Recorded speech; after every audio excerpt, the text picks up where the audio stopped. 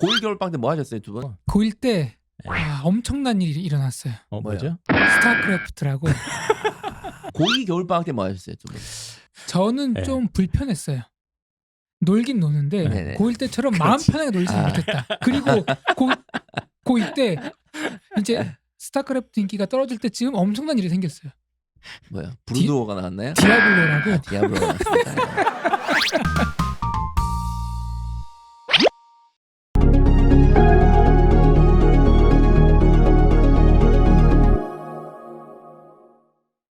입시왕 시즌 7 겨울방학 대비 뉴 메타 지금 시작합니다. 안녕하세요, 한희쌤입니다.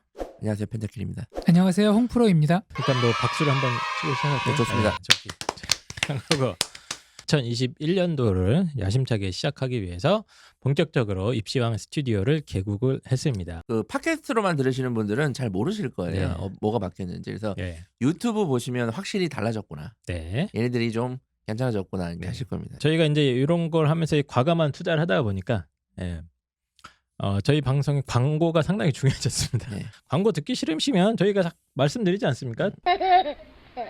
그래서 저희 입시왕은 3년 연속 전국 취업률 1위 대학교 우송대학교, 청주대학교, 강남역에 있는 아주 유명한 또 성형외과 광고가 들어오지 않았습니까? 네. 예, 원진 성형외과에서 또 입시왕에서 듣고 왔다 하시면 특별한 혜택을 드리고 있고요. 그리고 이제 우리 아이들 피곤하고 집중력이 떨어지고 뭐 이런 아이들 많지 않습니까? 네. 그런 아이들을 위한 스카이 비타민 저희들이 네. 아예 여기 실물을 갖고 왔습니다. 네. 스카이 비타민이고 이건 철저하게 앞 광고입니다.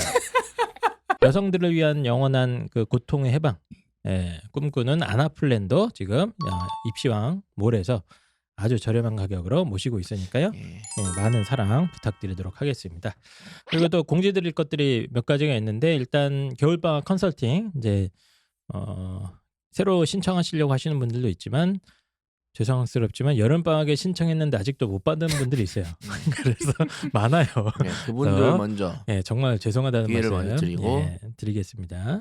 겨울방학 컨설팅 공지 조만간 드릴 예정이고요. 그리고 홍프로님 또 겨울방학 하드 트레이닝 수학 선생님도 그 박지은 선생님 같이 하시잖아요. 네네. 이분 특징이 학생들이 한번 붙으면 떨어지진 않는다. 그래요. 네, 신기하죠. 실제로. 네네, 네. 맞아요. 그리고 빵쌤도 겨울방학 특강 여러 가지 지금 준비하고 있거든요. 네. 전통적인 실험 수업도 지금 빵쌤도 하고 있고요. 한 가지만 더 말씀드리면 저희가 라파에듀라고 올해 여름에 저희랑 같이 방송을 했던 온라인 전문 과외 회사가 있는데요. 거기서 저희들이 또 요청을 드린 게 있어요. 그래서 전문 과외 선생님들로 좀 프리미엄 과외 서비스를 만들어 달라 요청을 드려서 지금 거의 이제 구축이 다 됐습니다. 네네. 웹사이트도 다 구축이 되고 했으니까 라파에듀와 입시왕이 함께하고 있는 온라인 과외 플랫폼 조만간 또 입시왕 네이버 카페 통해서 공지드리도록 하겠습니다. 오늘 방송 주제는 겨울방학 대비 뭐 전략 이런 거죠. 결론은 뻔한 거 아니겠습니까? 그렇죠. 겨울방학 때 한마디로 정신을 차린다. 이게 중요합니다. 이게 좀 모호해요. 정신을 차린다는 게 좀 뭘까? 모호한 게 아니라 그냥 모호하죠. 겨울방학이 얼마나 중요한지랑 어떤 식으로 보내야 되는지 전반적인 큰 그림을 그려드리도록 하겠습니다. 여름방학은 짧기 때문에 사실은 방학이라고 할 수 없어요. 사실상 겨울방학이 진정한 방학이고 요때 많은 것들이 이루어집니다. 대입과 관련해서. 겨울방학이 고등학교 기간 중 총 몇 번 있나요? 3번 있죠. 예비고 그다음에 이제 고1, 고2. 정확히 얘기하면 예비 고1은 중학생이니까 신분이 뭐 그건 빼고 그래야지. 고등학생 네. 신분으로는 고1 겨울방학, 고2 겨울방학이죠. 고3도 있지 않습니까? 재수를 겨울방학. 하게 되면 이제 네. 고3 겨울방학도 겨울방학이 되는 거죠. 이제. 고1 겨울방학 때 뭐 하셨어요, 두 분? 고1 겨울방학 때는 저는 놀았습니다. 저는 확실하게 놀았어요. 확실하게 누워 있었던 것 같아요. 누워 있었고 추워가지고 집 밖에 고1 안 때 나가고. 고1 때 엄청난 일이 일어났어요. 뭐죠? 스타크래프트라고. 그때 PC방에서 맞아요. 살았습니다. 예. 네. 고2 겨울방학 때 뭐 하셨어요, 두 분? 고2 겨울방학 때는 이제 공부를 좀 해야겠구나 하는 생각을 하기 시작한 것 같아요. 저는 네. 좀 불편했어요. 놀긴 노는데 네네. 고1 때처럼 마음 편하게 놀지는 못했다. 그리고 고2 때 이제 스타크래프트 인기가 떨어질 때쯤 엄청난 일이 생겼어요. 뭐야? 브루도어가 나왔나요? 디아블로라고. 디아블로가 나왔습니다. 사실상 겨울방학이란 게 예전에는 그렇게 중요하지 않았어요. 아니, 중요하지 않았다기보다는 중요했는데 우리가 중요성을 모르고 넘어갔던 거지. 그렇죠. 고2 겨울방학이 매우 중요했었는데 지금은 아닙니다. 필요 없다는 게 아니라 네. 늦었다. 2015 개정교육과정 상에서는 고1 겨울방학이 제일 중요합니다. 첫 번째는 고3 때 아이들이 그 과목, 학교에서 배우는 과목이 진로 선택 과목이 좀 많습니다. 진로 선택 과목은 어때요? 성취평가 과목이니까 등급이 아니라 ABC로 나와요. 3학년 때, 그러니까 고2 겨울방학 때 열심히 해서 3학년 때 내가 내신을 올려야지. 이게 교육과정상 한계가 분명히 있다. 그렇죠. 뭔가 이게 손 쓸 수 있는 환경이 아니다. 그리고 두 번째 결정적인 이유로는 고등학교 2학년 때 배우는 과목이 학교에서 다 수능 과목이에요. 그렇죠. 예, 그렇기 때문에 예를 들어서 내가 고1 겨울방학 때 문학 공부, 수원 수투 공부를 하면 내신 대비도 되고 수능 대비도 된다는 얘기예요. 그죠? 네네. 근데 이제 고2 겨울방학 때 수원 수투를 하면 그냥 수능 대비만 됩니다. 그쵸, 수능 대비하는 거죠. 그렇죠. 그러니까 뭐가 더 효율적이냐는 얘기예요, 지금.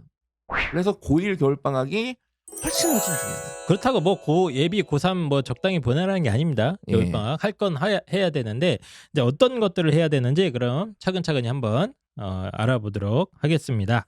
2학년이 끝나면 내 4학기의 내신을 받지 않습니까? 그럼 사실상 내신은 끝났습니다. 그러니까 올려도 이미 4학기가 너무 망했기 때문에 덮어쓰기 하면 이미 다 끝이야. 내가 지금까지 내신이 안 좋고 성적이 안 좋으면 이제 수능으로 가야겠다 이런 생각을 많이 할 텐데 그죠? 네. 학생들, 부모님들이 겨울방학을 어떻게 보내느냐 계획을 세우기 전에 먼저 하셔야 될 게 있습니다. 반드시 이걸 먼저 하셔야 돼요. 뭡니까? 자, 뭐냐면 11월 모의고사를 쳤어요.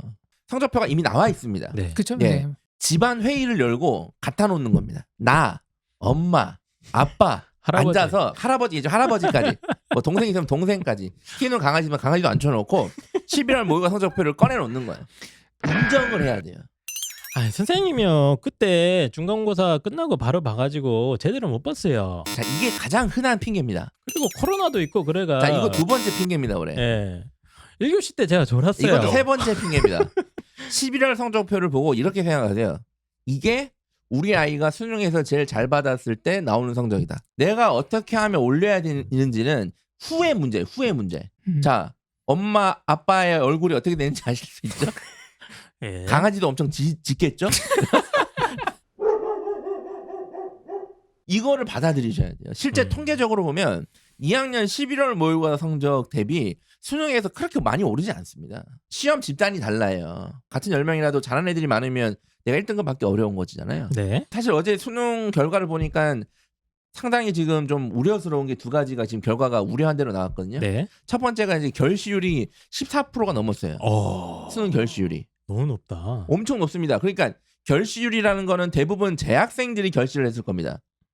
재수생이 수능 원서 굳이 내고 결실하는 일은 뭐 아프지 않고 그러지 않은 큰일 없으니까. 그래서 문제는 N수생 비율이 올해 몇 프로인지 아세요? 올해 N수생 비율이 29.9%입니다. 구조적으로 성적은 계속 떨어질 수밖에 없어요, 재학생들이. 자, 영어라고 합시다.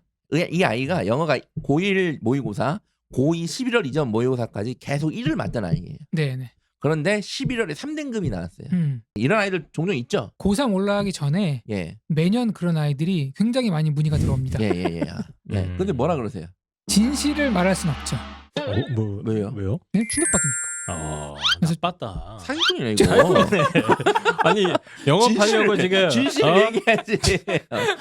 진실은 예. 우리 모두 죽는 겁니다. 얘가 11월에 3을 맞으면 저는 얘를 3등급으로 생각하고 대입 전략이나 학습 전략을 짜야 된다고 생각해요. 더 중요한 게 이제 3월 모의고사를 이제 바로 치지 않습니까? 그럼 이게 11월이랑 3월이랑 사실 또 비교해봐야 돼요. 그렇죠. 6월부터는 이제 재학생 말고 N수생이 들어오기 때문에 등급이 사실상 위치를 찾아가는 조정 구간이거든요. 네. 그런데 11월과 3월은 어떤 거냐면 시험을 응시하는 집단이 같잖아요. 네.